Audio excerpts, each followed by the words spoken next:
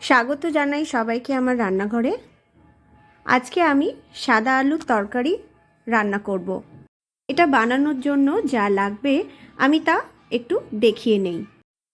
আগে থেকে সেদ্ধ করে রাখা ছোট আলু, আদা বাটা, দুটো কাঁচা লঙ্কা, গোটা জিরে, আন্দাজ মতো নুন, একটা শুকনো লঙ্কা, জিরে গুঁড়ো, গোলমরিচের গুঁড়ো, আর আমি নিয়ে নিয়েছি একটু হিং।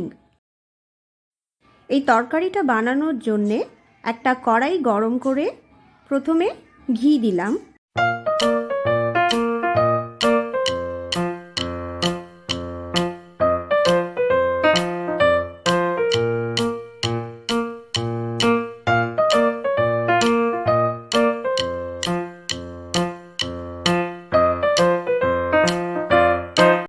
ঘিটা গরম হয়ে গেছে, এবার আমি এর মধ্যে শুকনো লঙ্কা দিয়ে দেব। এটা ভাজা হলে গোটা জিরে দেব। শুকনো লঙ্কা আর জিরে ভাজা হলে আমি আদা বাটাটা দিয়ে দেব।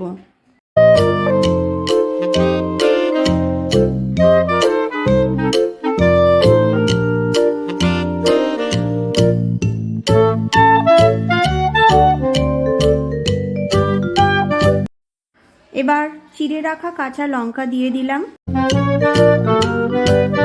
আগে থেকে সেদ্ধ করে রাখা আলুগুলো দিয়ে দিলাম। আন্দাজ মতো নুন দিয়ে দিলাম আর 1 চামচ জিরে গুঁড়ো মেশালাম।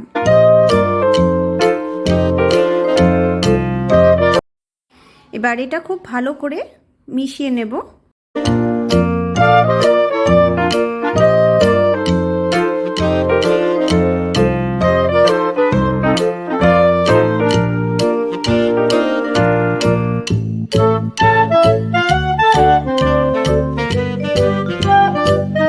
মেশানো হয়ে গেছে, এবার আমি গোলমরিচের গুঁড়োটা দিয়ে দেব।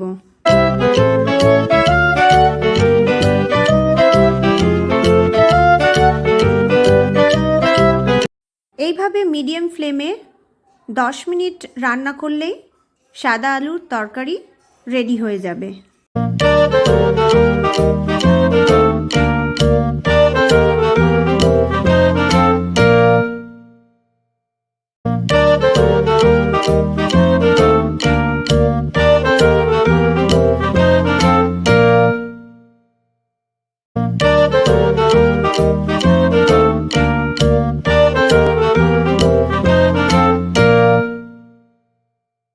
একদম শেষে ধনেপাতা কুচি দিয়ে দেব। এইভাবে সুন্দর একটা নিরামিষ তরকারি রেডি হয়ে যাবে।